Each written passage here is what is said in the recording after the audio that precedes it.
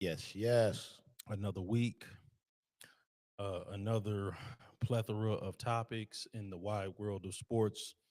We want to obviously start how we start every week by thanking the Everybody Has One family. We continue to add subscribers. We continue to get views. Went over 60,000 views this past week. So thank you all for consuming, for viewing, for liking, for sharing. I think we 61,000 now. That's what's up. And the subscribers continue to grow. Everybody following the pages on Facebook, on Instagram. We also have a Twitch channel, which we are going to become more interactive with. Website is coming soon. We got all of that good stuff coming. So please stay tuned for Stay more locked. announcements, more products, more ways to interact with the show. We're going to be taking some live callers real soon here to get into some of these topics. So, That ought to be um, fun. yeah, that will definitely be fun. So thank you all. Continue to like, share, and subscribe. The YouTube channels, of course, everybody has the number one sports podcast. Um, like, share, subscribe when you like, share, and subscribe. Make sure you hit that bell notification, and when you hit that bell notification, make sure you hit all so that you are alerted. Alerted. I can't talk today. Alerted every time that we post new content. Thank you all. Thank you to the Everybody Has One family. So I want to jump right in, man. Oh, tell them who you be, With son. 2 feet. Um, LeBron James over the past couple of weeks has been a major topic of discussion. He coined the term ring culture, and he said ring culture is too often discussed, particularly in basketball. He said that players' legacies are tied to whether or not they won a championship. And he mentioned a number of great players, guys that are considered to be great players that did not win a championship. Charles Barkley and Allen Iverson among them. Right. Um, I'll take your thoughts about ring culture, Yeah. what LeBron had to say about it, how you found his comments. A lot of people took umbrage with it. Some of his avid supporters are saying that he makes a valid point. does he make a valid Shocking. does he make a valid point? Is ring culture too much discussed on the landscape of professional basketball? What say you, the people's champ, Lance Reynolds? And I am Jason Flake, by the way, and this is the Indeed. people's champ, What Lance up, Reynolds. Doe? I don't think I introduced us because I was so excited to get into this Yeah, I topic. mean, we've been We've chomping been at the trying, bit. yes, Yeah. indeed, Yeah, yeah, it's for yes, sure. indeed. Oh Lord. I mean, LeBron James, one thing outside of his Hall of Fame basketball ability and talent, I think his second and maybe equally greatest gift is his ability to control the narrative. Hmm. I mean, he from a very, very early age um, understood the power of being able to control and shift and manipulate the story and conversation Hmm. around him all the way back to normalizing the loan for the Hummer. Okay, You got you. know what I'm saying? Like, anything that would be like considered eyebrow raising, Yeah.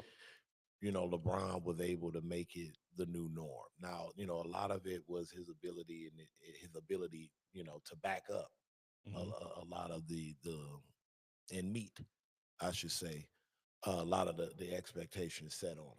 Yeah, definitely. But I mean, that said, what is it? Absolute power Corrupts corrupts absolutely, absolutely. and it is kind of like here we are. I mean, Calling LeBron corrupt, man. I mean the environment and a lot of the toxicity around how basketball is revered and looked upon historically. Hmm. Yeah, I think a lot of that is because of his existence in the basketball world. That's interesting. That's an interesting take. I do believe that. I think a lot of the conversation, like the tone of it, changed Mm-hmm. because you know LeBron James is a pendulum shifting player, Yeah, you know, in every aspect. most definitely. So yeah, man, because I just find it hilarious, like comical that the guy that did the Boys and Girls Club press conference with Jim Gray Mm-hmm. back in 2010 When he was taking his talents to South Beach. for the sole purpose Mm-hmm. of out of his own mouth saying he didn't want to look back 10 years from now on his career and have all of Nothing these to show achievements for and it. nothing to show for it. Now Mm-hmm. I don't know if nothing is the all-time scoring record or 9 consecutive NBA Finals appearances or whatever the hell it was. I don't know. Not me either. I would assume though. No, I mean, because I remember at the press conference with him saying not 10,000, not 20,000, not 30,000, not 40,000, but 50,000 points. You remember the kids there too for the Yeah, Boys and you Girls remember Club. that? Oh I'm no, just saying oh no, he didn't say it that. was He said for a he good said not one, cause. not two, not three, not Oh no, four, that was not after he five, took his not talents to six. South Right, Beach, and yeah, yeah, yeah, right. yeah, yeah, Okay. yeah. I mean, this is what he said. Yeah. I- I'm just saying. What did he say made him the greatest player of all time? Oh, when they came back in the finals. Yeah, from 3-1. Right.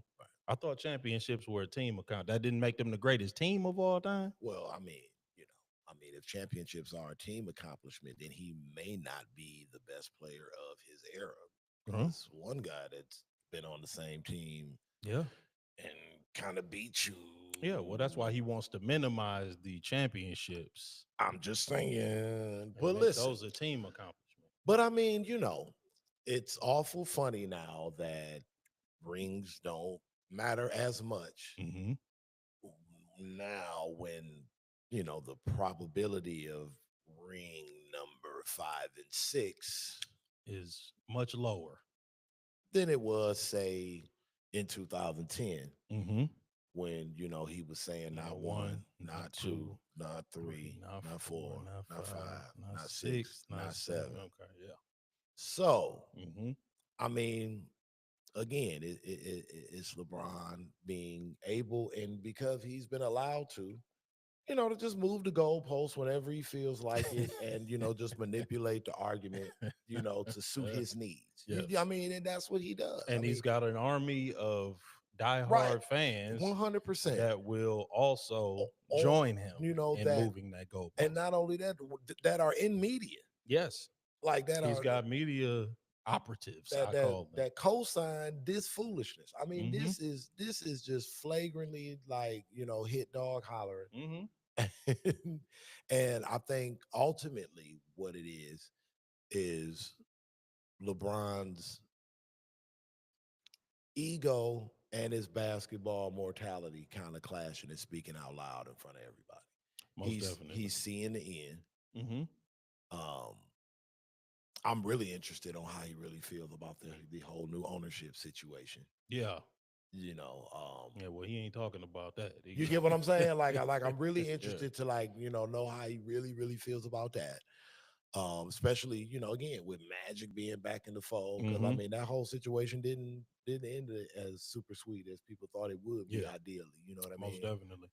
And Luka Doncic being the focal point, as he should be, Right. of the Lakers going forward. And then also the fact that the dude will be 41 in December. So, I think this is just me, Joe six pack here. This is just me thinking, he's probably like, all right, 5-6 probably ain't gonna happen. Right. I do have the all-time scoring record. Mm-hmm. Again, team game stuff, but I do have these finals appearances, and right. This, that, and the third. Let's focus on that, right? And let's move away from this whole title thing because I mean, though I took my talents to South Beach, and then when that kind of went sour and only worked half the time, should only work once, but oh well. I digress. Shout out Ray Allen, but then went back because I guess Dwayne Wade's knees were bad, and went back to Cleveland and all that. it is what it is, man. LeBron is going to always control the narrative. Yeah, that is true. So let me just say, because I have again, I have a little bit of a different take. Mm-hmm. First of all, there is no such thing as ring culture. I was having an interesting conversation with my nephew, Mm-hmm. and I asked him, I'm like, man, you've been listening to the podcast, because he's like a sports nerd, and he also has an education. He's got a degree in mass communications. He's Mm-hmm. actually done a lot of work in media. Okay. And one of the first things he asked me, he was like, "Do you have a fact checker?" And I'm like, that's an interesting question. I'm like, no, we don't have a fact checker. Because first I kind of poo-pooed it, like, I'm fairly well researched, you know what I'm saying? I try not to say anything. But I'm like, but last week I did call Miles Turner Miles Bridges twice.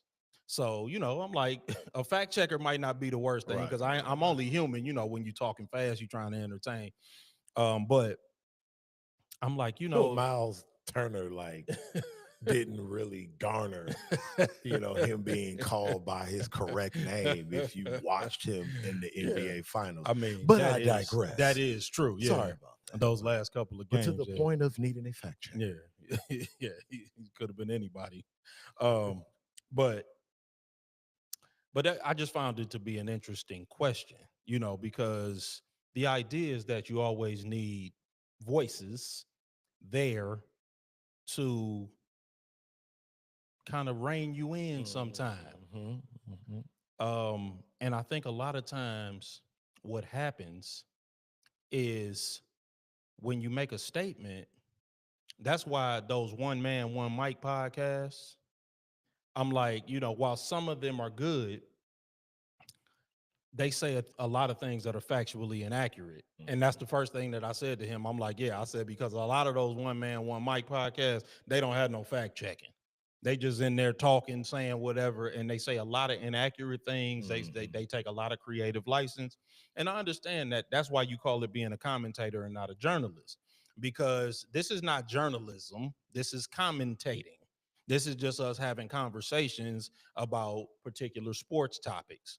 We're not necessarily giving you, what we give you is fact based. It's not necessarily 100%. It's not intended to inform you like the New York Times or the Wall Street Journal per se, right? Even though we try to be factually accurate. But my point of saying all of that is that I wish Steve Nash would have said, can you define ring culture? Oh, Because people just make statements. They just say anything and then they just move on. how dare you ask somebody to push back on LeBron Right. James? I know. I mean, What's wrong with you? like, define That's the cane. what is ring culture? Because if ring culture is simply discussing how championships impact a player's legacy, there is no such thing as ring culture. Right. Okay. That's That is competing. right. That's just what you do when you're discussing the greatest players. There are distinguishing factors between the greatest players, and sometimes championship success is factored into that. Mm. You factor in championship success because you're beginning to split hairs. Everybody's got a lot of points. Everybody, has done a lot of regular season winning, even a lot of playoff winning in a lot of cases. So how do we distinguish between who's the greatest players? Right. Right. Championship success comes into it. It's never been the only thing. Right. And that's the LeBron fan mythology. Right. There's a great literary figure by the name of Dr. John Henry Clark. Okay. Dr. John Henry Clark has a saying, I debate my equals, all others I teach. Mm. And I used to think that saying was condescending, right? It was, because it is something real smooth to say when you're debating somebody. Right. And it does kind of shut them down a little bit. But really, And you kind of walk off after you say yeah, some shit like that. Like, right. But really what he's saying is that if you have more information on a particular topic than somebody else, you have different constraints. if you're debating somebody who's less informed on a particular topic, so like let's say we discussing our logo with somebody and we talking about the color patterns and the schemes and the podcast, those letters are red, but let's say that person is colorblind. It's going to be very difficult for you to impress upon them the color pattern in our logo. Right. Right. And it doesn't mean, you're just not going to, because they're not equipped to receive the information that you're giving them. And I think a lot of times that's what happens a lot of times when you're having these conversations is that LeBron is attempting to control the narrative because he tried to say, like, he's worried about the legacy of guys like Allen Iverson and Charles Barkley, which That's a was lie. so disingenuous. He's worried about his legacy. Thank you. You're worried about yours, Yeah, Sam. right. So Charles Barkley can't be discussed. You don't care about how people view Bro, Charles. you You did probably a don't even commercial like. biting a donut talking about what's up, Chuck. Yeah, you don't even like Charles Barkley. Get out of here with that, Yeah. man. So your concern is your own legacy, and that's fine. It's okay for you to be concerned about your own legacy. But again, He's always been passive aggressive, though. Always. Remember there's the Arthur Fist? yeah, That's what he do. there's this myth, though. The myth that LeBron has passed Jordan in everything other than championships, and we discussed that myth. And we'll go. Once we hit 100,000 views, we'll revisit all of those myths about the LeBron and Jordan debate. But even if he was to get to 5 or 6 rings, he still would be behind Jordan in over 20 stats and accolades, and he's going to end up playing twice as many healthy seasons. So, first of all, it's not only about rings. Championships are discussed when discussing the greatest player. We didn't need LeBron to tell us that Judd Bushler isn't better than Charles Barkley. Nobody thinks that. Nobody believes Judd Bushler is better than Charles Barkley. That's just disingenuous. Nobody ever said that. Nobody believes that a low level player with a lot of or nobody believes Robert Ory's better than LeBron James. No. We all understand the difference between Robert Ory and LeBron James. But to your point, again, LeBron to me in this modern era, and I mean, when I say basketball, I mean basketball media, fans, commentator alike, you name it. I believe he is the one that created the climate, correct, the oxygen that everyone's breathing when it comes to how people look at this whole. He has chased rings his entire career, which makes and again, I don't want to, I guess, lump all LeBron fans with modern NBA fans. Correct. You get what I'm saying? Because I believe they ain't the same thing. Right. Because there's a lot of current NBA fans who've been watching the NBA for longer than you or I've been alive. Of course. You get what I'm saying? Yes. But there was a point to me, and maybe I'm tripping, where, certain players started to get looked upon as like not as great. Right. Because of like this whole ring thing. Sure. Like, of course. Like even when you look at a player like let's just say like in the modern era, like a Carmelo Anthony. Yeah. Carmelo Anthony is like the number 10 scorer all time in the NBA. Yeah. Like, great player. Like the best team Carmelo Anthony had got decimated in the middle of the season and shipped to the Cleveland Cavaliers, who went on to play for a championship that year. Yeah. However that works, go figure. But anyway, but I mean, that's a player that, let's just say 10, 15 years from now, be looked back upon as like just the guy who got like empty points or empty calories. Right. Because he doesn't have a ring. Yeah. Or, I mean, I've heard rhetoric where guys really, really throw shade on a player like Patrick Ewing. Like people have no idea how good Patrick Ewing was great. Like Patrick Ewing's only crime was being alive and in his prime at the same time Michael Jordan was in his Yes, prime. Karl Malone too. Yeah, I mean that is like the only Yeah. thing that prevented. And I mean, yeah, Hakeem Olajuwon and to some degree John Starks. Yeah. But outside of that, like Okay. you get what I'm saying? But Yeah. but But Akeem Olajuwon for sure. yeah, But Akeem but I is mean, but is thought of highly in the pantheon of great centers. 100%. But I think like I don't think there's Hakeem Olajuwon. You fall off a cliff, and then there's Patrick Ewing. Right. No. You no. get. I'm not Yeah. saying to you. Yeah. But But I know But what I you're think saying. like to the like that's To how the casual yeah, fan. that's like how the conversation shifts because of this whole ring chase culture. Yeah. Let's call it ring chase culture. Yeah, but my thing is I think that when you're discussing Patrick Ewing, right? And you're attempting to distinguish between Patrick Ewing and Akeem Olajuwon, or Patrick Ewing, and because nobody, I mean, nobody thinks that Luke Longley is a better center than Patrick Ewing, right, because Luke Longley won championships. right. This is what I'm saying. Like that nobody believes that. Right. Of course, we know Patrick Ewing is the greater player. Right. So, but yes, if you're going to discuss, let's say, a Patrick Ewing and an Akeem Olajuwon, Right. who is the example you brought up, then you might say, yeah, and Akeem, not only did Akeem, win the Defensive Player of the Year, Right, for sure. and the league MVPs. He won 2 titles, Right. and also got the Finals Right, MVPs for in those sure, titles. So that sure. meant he was the centerpiece of the team. If you wanted to make a distinguishment Right. between great players, Right. I'm like, you only discuss the championships when you're discussing great players. Right. If there's a I question, agree. yeah, By the way, if there's a right. question of who was better,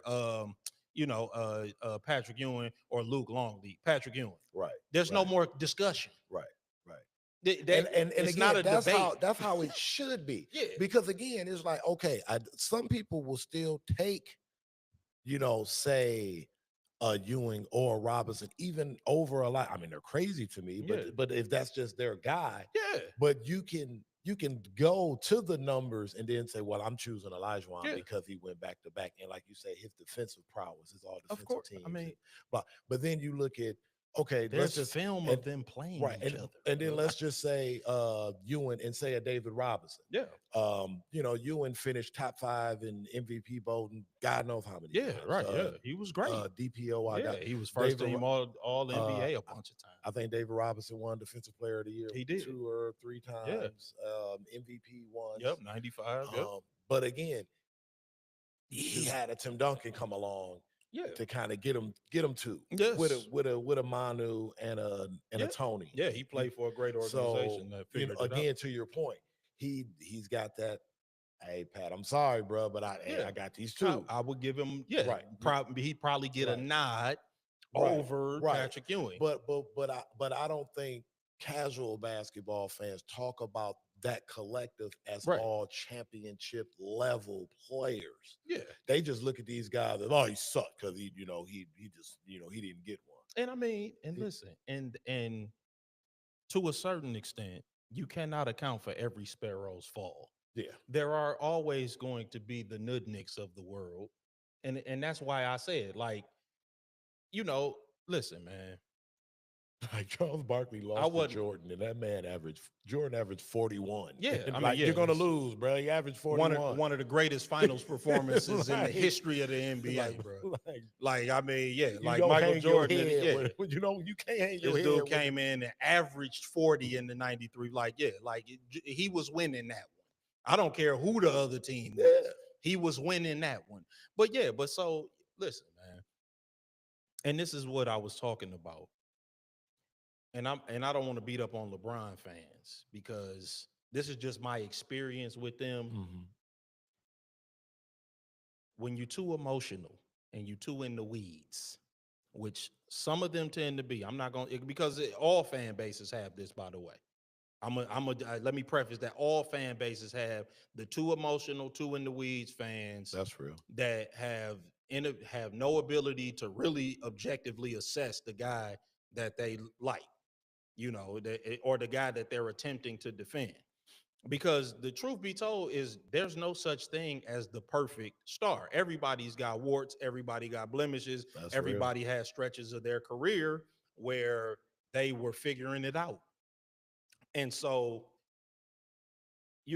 let me preface my statement by saying that. But what happens with the LeBron fans a lot of times is that they bite down on what he says. And I'm like, if championships are a team accomplishment, cool. So are finals appearances, conference championships, playoff wins. LeBron gets individual credit for those all the time. He gets credited for those all the time.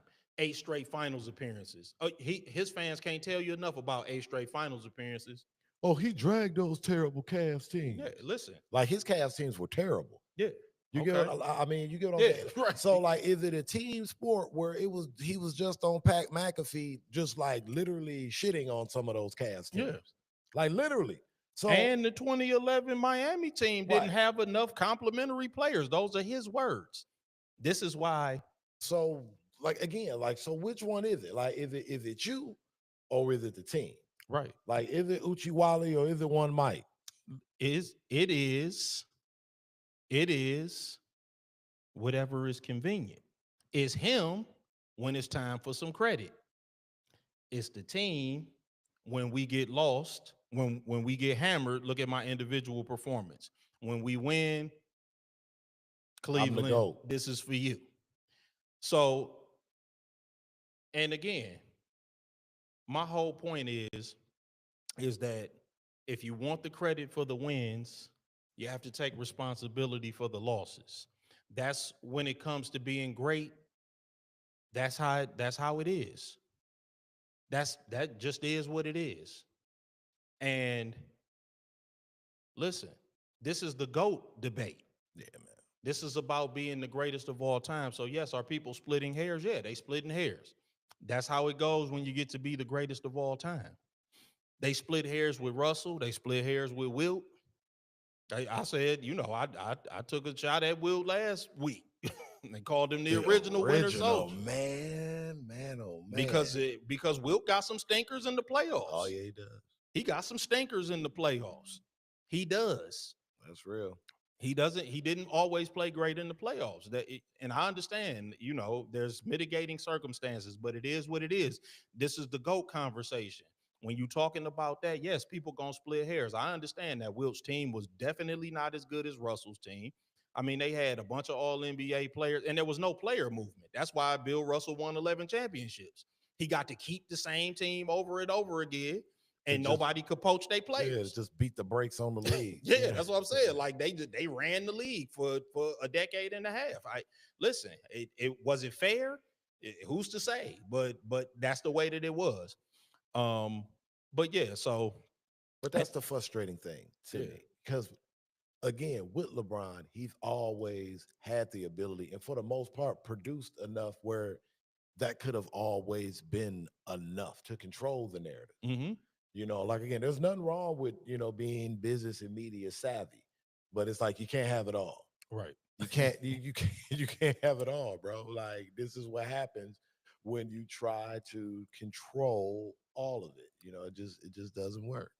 Indeed. So um, you know, I'm sure LeBron will continue to give us more sound bites. Yeah, because he can't help to do these interviews. The very last thing that I want to say about this before we transition is somebody made a comment Oh yeah.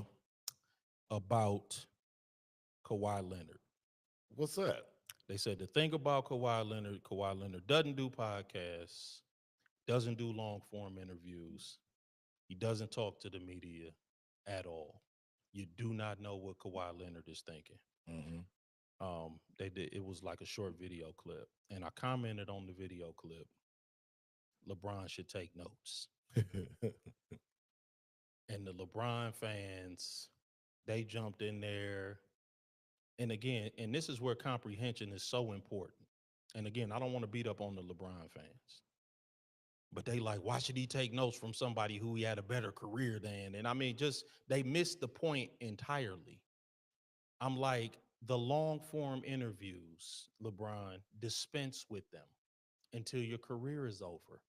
That's all I was saying is that Kawhi is not talking.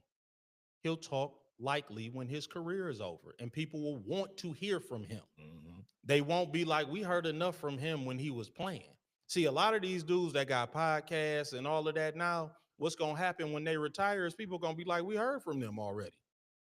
We know what Draymond think. Draymond on the radio every day, and I'm a big Draymond guy. I'm a big fan of Draymond. I like Draymond. I think Draymond is actually pretty good on Yeah, he TV. may be the exception. He'll have a Yeah. network job if he I, wants I one. like Draymond, but I'm just saying. But I'm just using him as an example. I'm not Mhm. beating up on Draymond, but they might be like, I got you. we hear from Draymond all Some the people time. will. Some people sick of him now. Yeah, we heard from LeBron. We hear from this one. We heard from that one. They get Paul George. He got a podcast. He's sitting that down at the podcast. Why would we need to bring him? Podcast, P. Why would we need to bring him on our show? And Kawhi is one of the guys that will be sought after. He'll have had a great Hall of Fame career.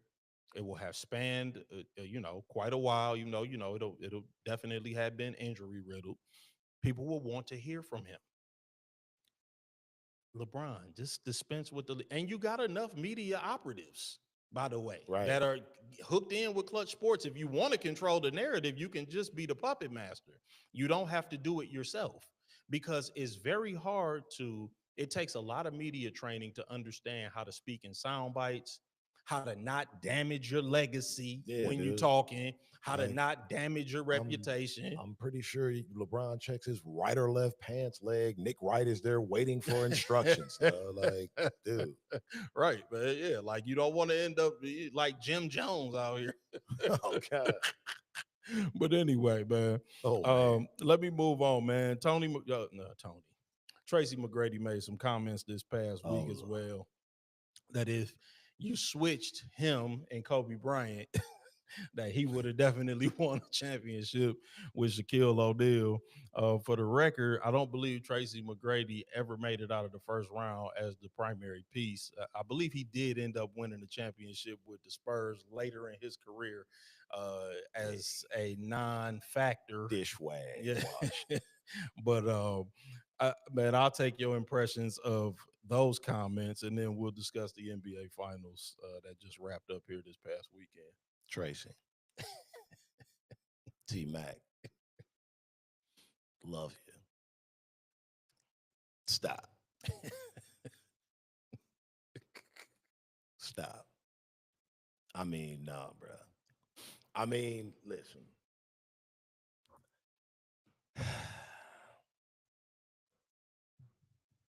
Do I think Tracy McGrady, okay, with prime, did he say if you switched with Kobe Bryant with Shaq, he'd have won, or you switched him on the Lakers? No. He was talking about with Shaq.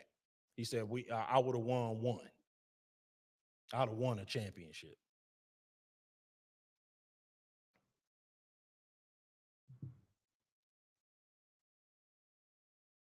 I don't think in 2000. I don't think 2000 Tracy McGrady and Shaquille O'Neal beat the Indiana Pacers in the NBA Finals. You know what? I'm going to disagree. That's the one series I think they do win because I think Kobe was hurt. I think he only averaged like 15 points a game in that series. So a healthy Tracy McGrady, I think they win because Shaq was just that dominant. But I just think Kobe had the biggest moments in that series. But I mean, I just think that the Indiana Pacers were a better matchup for the Lakers than the Nets. Yeah, I think so too. I think if he would have got one, I think he could have got one with Shaq against it because Shaq was just destroying Aaron Williams. And Kenyon Martin. I mean, it was bad, bro. No, I mean, Shaq was what was the other center that they had there trying to? And then what was the second one? Now the second one was Philly, right?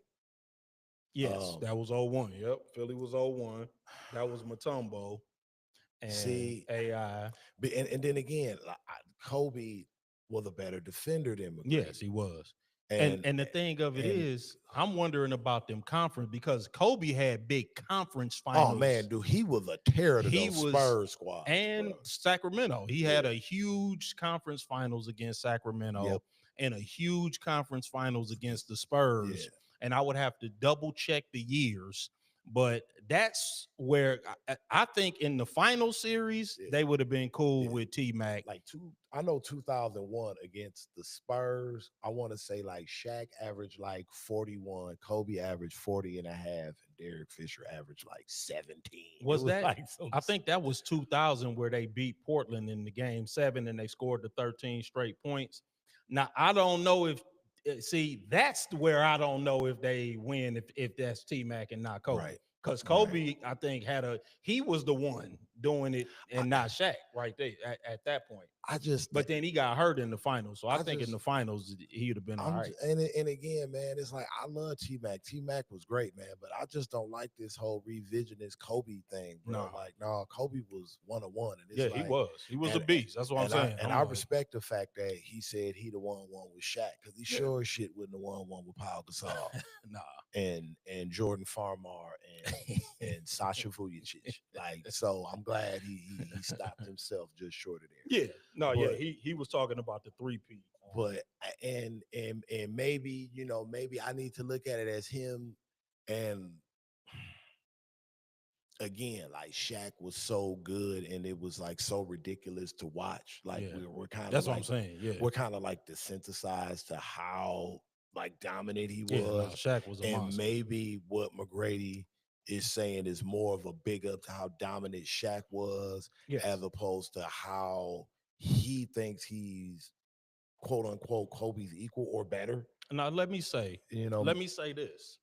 I do remember conversations at the time about how Kobe was interchangeable with guys like Vince Carter, possibly a Tracy McGrady. Oh, we had him.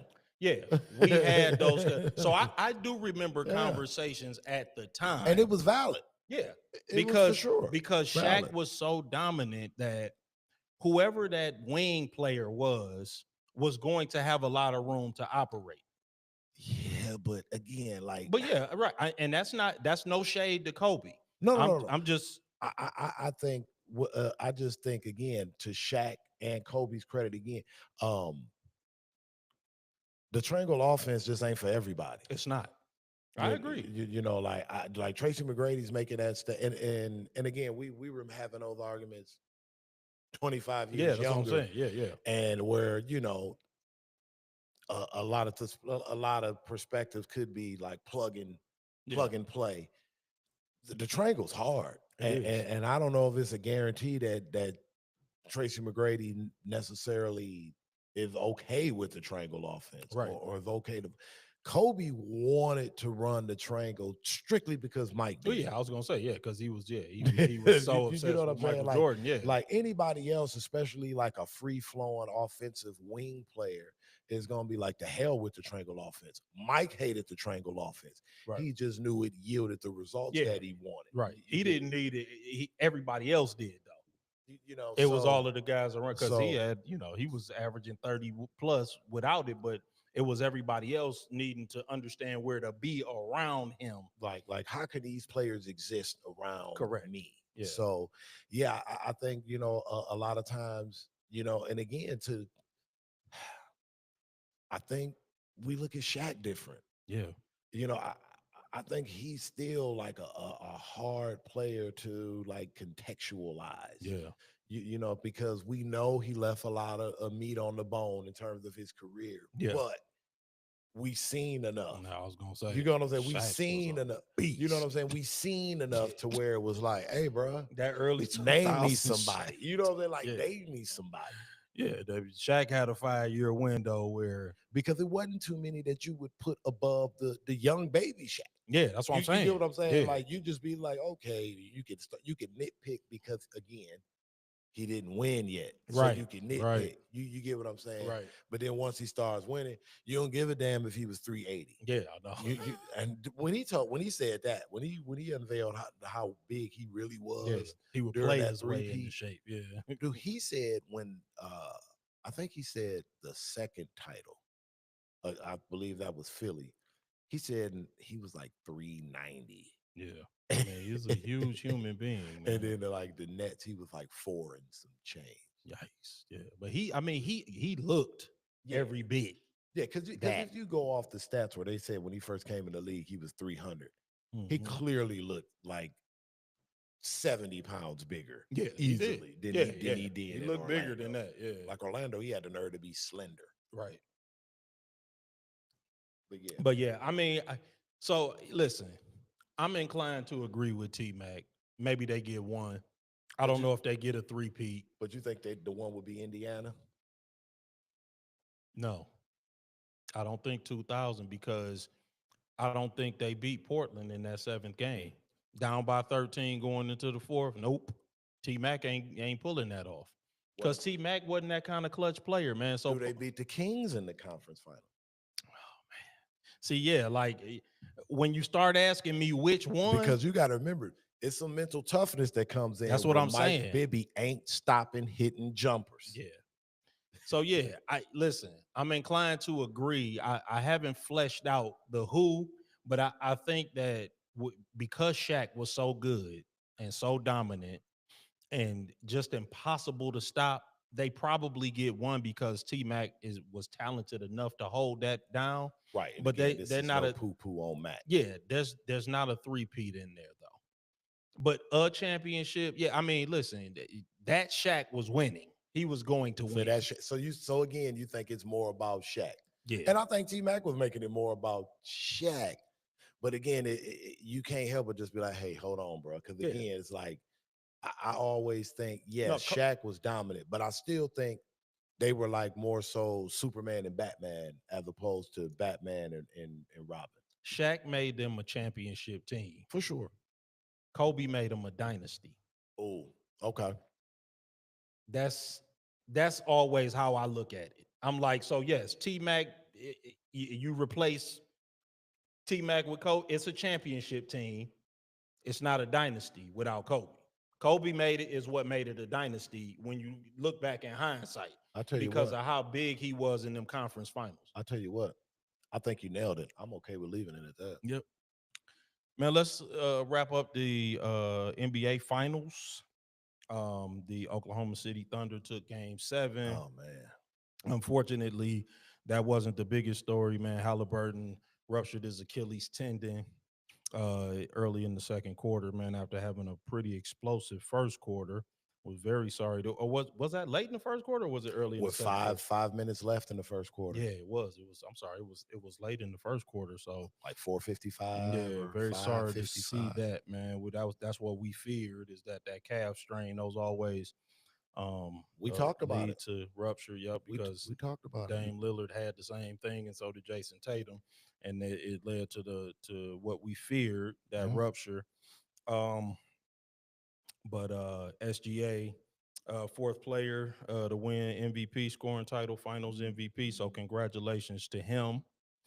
Um, I'll take your thoughts, man, on the series in its totality and the Halliburton injury, the SGA winning Finals MVP, completing, that great season, that scoring title MVP, Finals MVP, that rarefied air that he just entered with doing that, all of the things there.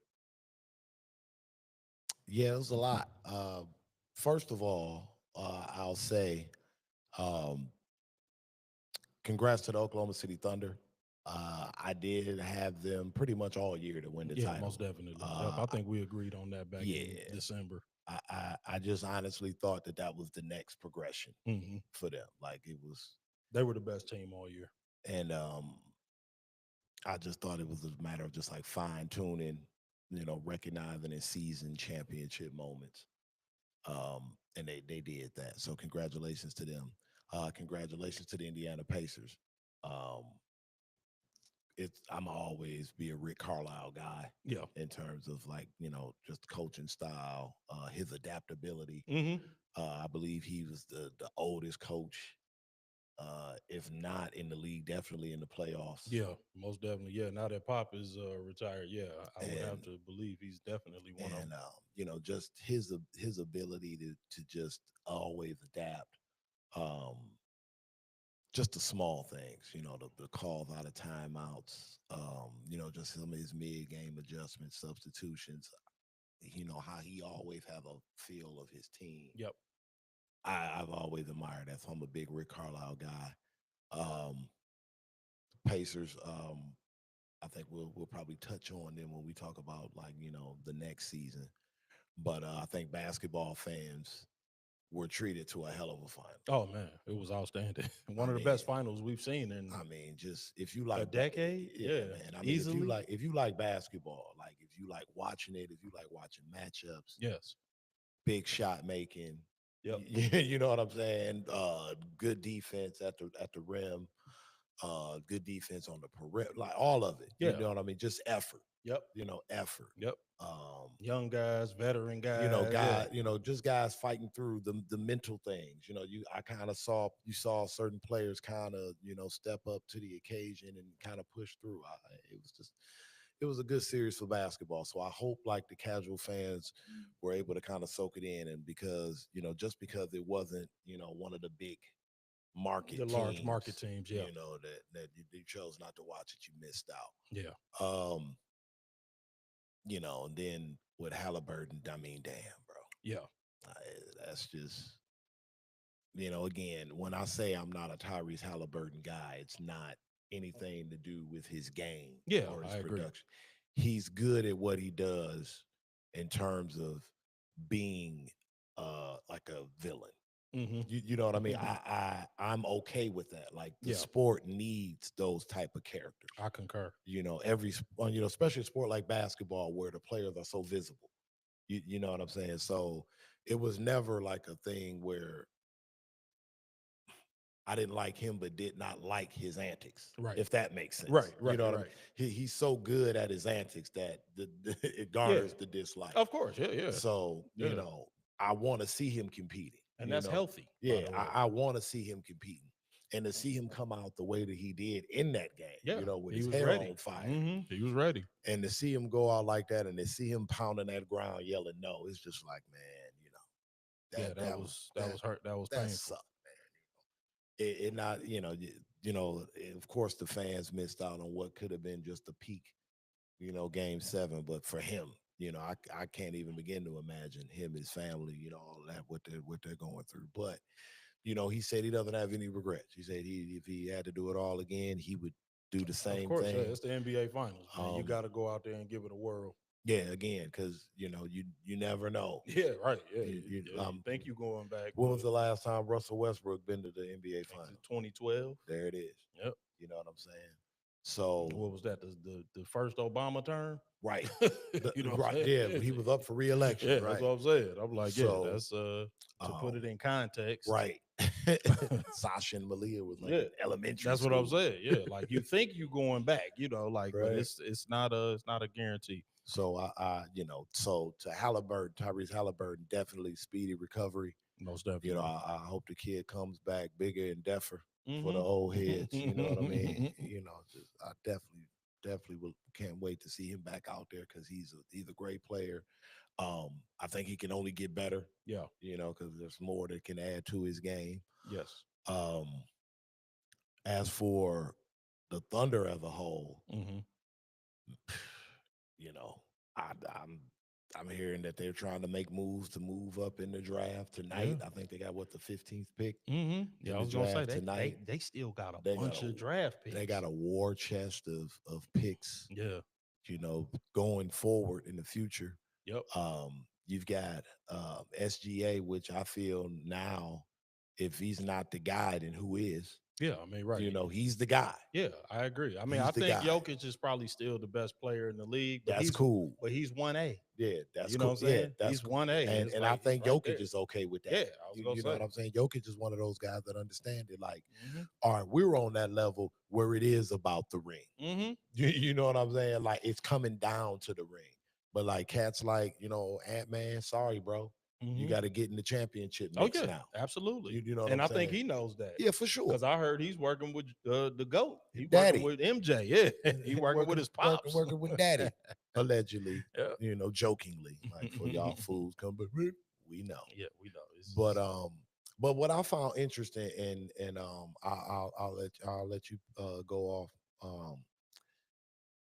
As I was watching OKC win the title, I'm like, damn, dude, like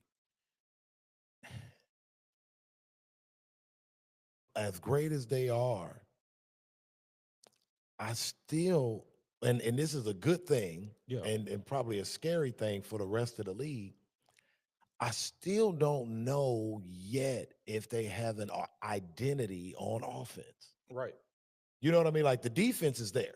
Yes. You know what I mean? And what I mean by that is like everybody buys in. Right.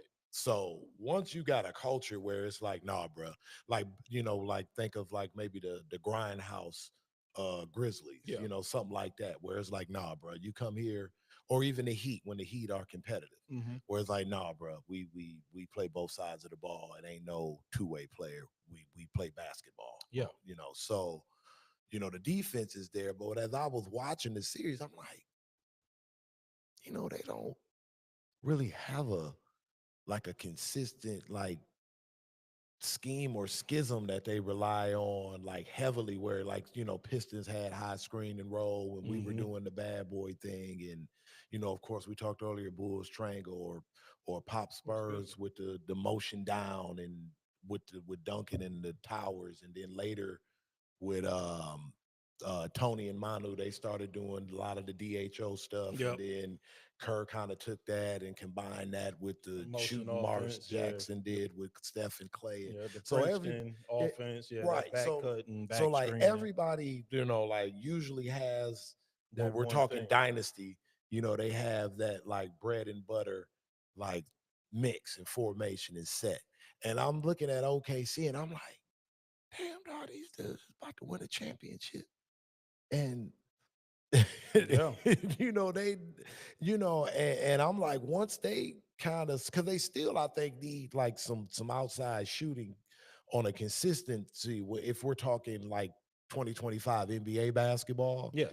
and for them to win a championship, to win 68 games in a championship, and to me, like I said, I Yeah. ain't Yeah. No. nobody, but No. like No. to No. me, not have that, that go-to signature. Right. Let me say that. Like that signature offensive set or style I that they agree. have yet is exciting to me as a fan, and I'm guessing kind of worrisome for the other teams Yeah. I in the mean, NBA that got they're to so compete. young. You know what I'm Yeah. saying? Like that's the thing. The thing is that they're one of the youngest teams in the sport. Yeah. Even with winning a championship. So, they ain't going nowhere. Right. Like, what's SGA 27, I think. I think he's still 26, or if he just 26, turned 27. 27. Yeah, that's Yeah, what I'm yeah. saying. And I'm like, and he like No, one because of I they think vets. I think what was it, game 6? Him and J Dub Yeah. were the first teammates. I don't know the exact stats. So to your point about fact Yeah. checkers, but I do remember what stood out were players in the finals under 26. Yeah, 20. So okay, yeah. So So it was yeah, so he they did. 26. So Yeah. I thought, did they both score Yeah, 35 that's yep, yeah. or Because was it I something know, like that? yeah, I know. Well, J Dub had that over 30, I think. Yeah, and it Because was like two players in the finals hmm game under 26. yeah, and So, because they're super young. That's the thing that stands out about them is that mhm. their core pieces are just real young guys. They gonna be around for quite a while. And they got good. I mean, and they throw that YN phrase Hmm. around. It's some character guys on that squad. Yeah, You know what I mean? Like yeah, there are. it's some guy, and they're champions for a reason. Hmm. Is what I'm getting. They're champions young Yep, for a reason. yep. You know, I wanted to go back to Halliburton's injury Hmm. because there's a couple of things that are significant about it. The first thing, and really the most important thing, is that it's the third superstar to go down with an Achilles rupture in this postseason, Yeah. and there's astoundingly little sports science information about injuries in professional basketball, particularly lately. Like we talked about it before when we talked about load management and whether or not load management is effective. Hmm. And the way, again, there's deductive reasoning, right? When you're talking about the scientific method, the way that we kind of know that load management is not effective is that we don't see any articles, any studies, anything saying that it is. Right. Because if it was, they'd be throwing it all in your face. The Players Association would be running out saying, Yep. yeah, fewer guys get injured, fewer guys fall apart. So the way that we know load management is ineffective is that we don't see anything They're saying not that it throwing the is. numbers Yeah. in our face. Yeah. Facts. So the fact that we don't see anything, that's all the information that I need. The other thing is that a few years ago, I made a random Facebook post about ankle injuries in basketball Mhm. because I'm convinced that they've increased exponentially from 30 plus years ago from when I was growing up watching basketball. Right. And I know, and you'll relate to this. When we played, we were taught to wear high tops, tie them up tight. 2 pair of socks. Yep, because that would protect your ankles. Um, Somewhere along the way, Was it psychological? yeah, man, I don't know. It made you feel safer, yeah. Like you felt like your ankles were protected. Right. Right. But somewhere along the way, um, I heard that the sports science came out and said that really was not effective in guarding against ankle injuries. And not only that, you could wear 3/4 tops, you could wear lower top shoes, and the sports science said that you would be better off. What I believe and what I've seen in a lot of medical studies, and I've read more than my share, Mhm. is what happens is if it's not 100% effective or 80% effective or mostly effective, they like, well, it's ineffective, so you can do whatever you want to do. I'm still of the opinion that wearing high tops, tying them up tight was more effective than what we have now. Right. I still think we have more ankle and lower leg injuries now. And again, the reason that I believe that is because when you start trying to research and look for sports science and sports medicine to confirm or deny your suspicions, there's Mhm. nothing, which lets me know that it must be something. Right. Because if it was nothing, they would be telling you, no, it's nothing, even though you think you seeing it. Yeah. Yeah, so I believe that the ankle and lower leg injuries are proliferating, and I don't know what it is. I don't know whether or Mhm. not it's that we went away from the high tops or we wearing different soles, different types of shoes. Go ahead. I was wondering, did you see what Matt Barnes had to say about that particular subject? Mm-mm. And he kind of leaned on to something that, and again, you're from a family of medicine and background, Mhm. so I know that's more so, your lane than mine. But I've kind of always had just an inkling that the the explosion of like the AAU traveling circuit basketball and the younger The overuse of it. Yeah. and I thought this back when I saw Derrick Rose's knee explode, Mm. because when I saw, and it was just him, he stood out to me because when I saw him in high school, I don't know if you've seen Derrick Rose Oh in yeah, high he was school. hyper athletic. Yeah, I mean, it was he like was like 6 feet tall, just like jumping out the gym. I I'm like, mean, I don't know if explosive could even yeah, begin to yeah, describe even the slightest move.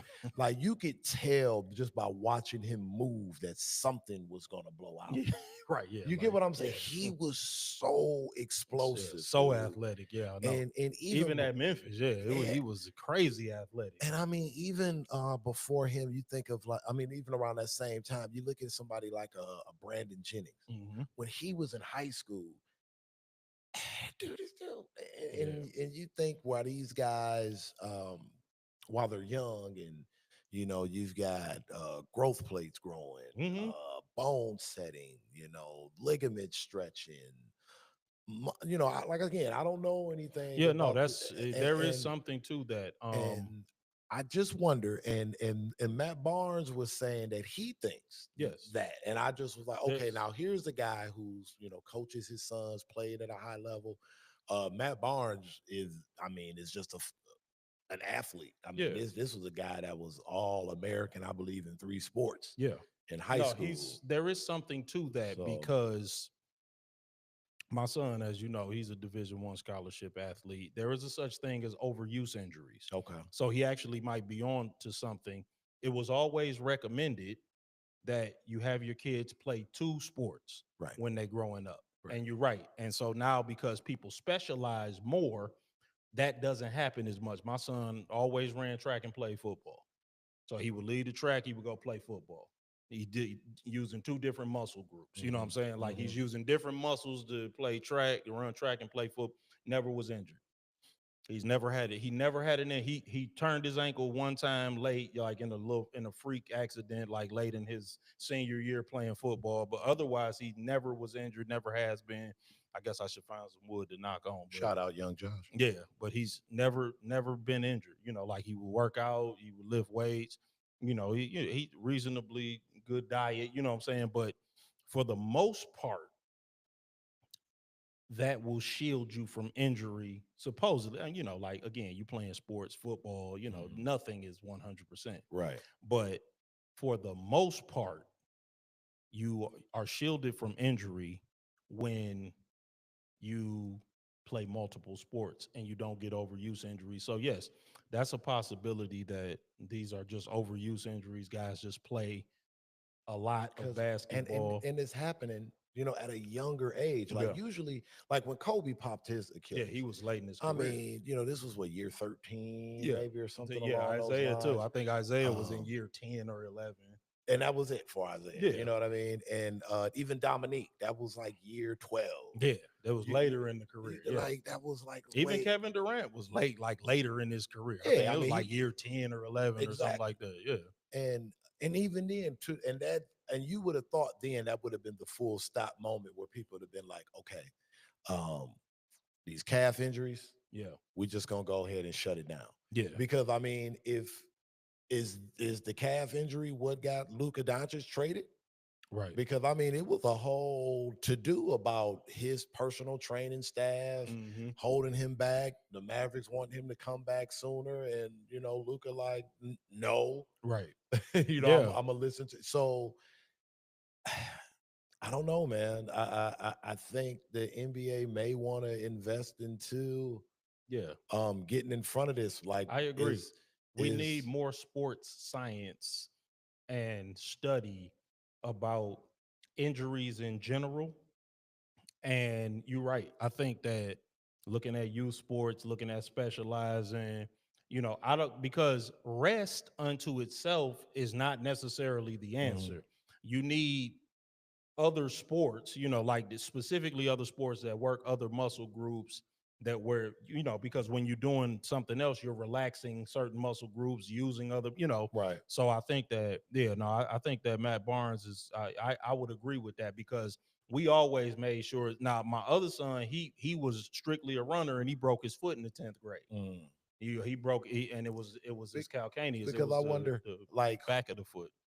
who's to say, like 20, 25, 30 years from now, like how they do with the Tommy John now. Yeah. If you start to have like lower calf injuries, they just don't go ahead and just do the Achilles surgery, like how they Right. do Or with the yeah, some kind of you reinforcement know what for I to mean? the Like Achilles we immediately. just gonna take a stronger ligament here and just replace this tendon that's probably gonna pop. Or maybe even, if Again, this is tinfoil yeah, no, kufi like medicine that I have no idea what I'm talking about type stuff. or But maybe even find a way to brace the Achilles mhm, itself, on the outside, like how you mhm, got knee braces and mhm. calf braces and all and that type of thing. Yeah, So because you yeah, lost 3 stars, bro. yeah.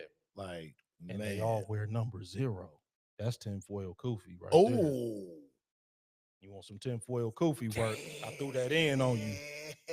You was holding on to that. Let's, man, real quick, man, and we'll close on this. Kevin Durant traded to Houston.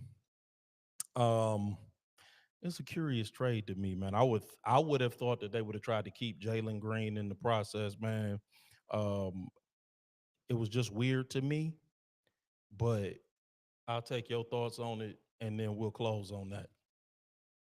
Yeah. when I first heard it, I did think, okay, well, we knew Kevin Durant was going to get traded. Yeah. Like that was a given. Uh, they didn't really have to give up an awful lot in terms of. I mean, other than their best perimeter player, though. Yeah, but I, I'm I like, think you want to they're. keep him? I think it's kind of a layered thing to me. Yeah. I think that not only is Houston, well, of course, this is a win now move. The man's 30, about to be 37 years old. So it ain't no doubt it's a win now move. Mm-hmm. But I think the trade for Kevin Durant also is in concert with the extension that they just gave Ime Udoka.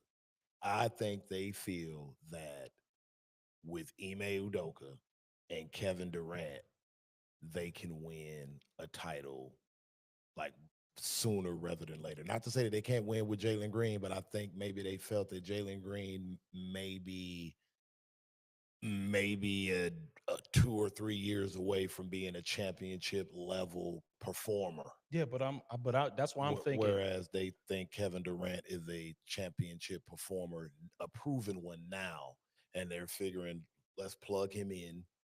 But what else do they have on the wing? Like I always envision that Kevin Durant needs another wing. Well, Like you think Van Vliet is enough? they say Jabari Smith's going back into the starting lineup. Okay. So That doesn't really excite me, but all right. Jabari Smith is a like pretty solid player. I like Jabari a lot. He hasn't shown that consistent. I mean, but maybe he takes a step. So then you slide. I guess you slide Thompson to. He plays the 3. Smith plays the 2. KD plays the 4-3-4. Yeah, the stretch 4. Yeah, that's what he's been playing. Yeah, and then Sengun the 5. Van Fleet playing the point. Okay. I'm guessing they feel Reed Shepard's going to take a step next year. Mm-hmm. I'm still high on Reed Shepard. I like Reed a lot. But again, I think it's more. I think it's more of. I think Houston's banking on. They feel that Ime Udoka can get more out of Kevin Durant in a high stakes playoff scenario than he could pull out of Jalen Green right now.